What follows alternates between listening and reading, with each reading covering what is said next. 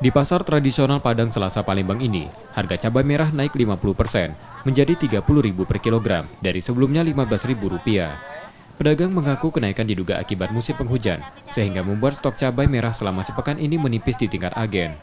Pedagang di pasar ini hanya disuplai 10 kg untuk 4 hari dari pasar induk Jakabaring Palembang. Kenaikan komoditi ini memicu minat pembeli menurun karena mengurangi konsumsi cabai. Selama musim penghujan, diprediksi harga cabai merah akan terus mengalami kenaikan. Kenaikan hampir 50% deh.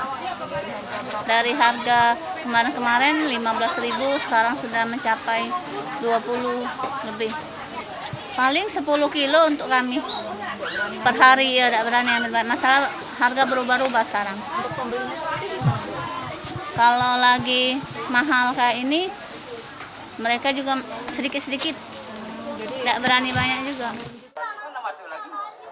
Selain cabai merah, harga tomat dan sayur-sayuran pada musim penghujan ini juga mengalami kenaikan berkisar 30%.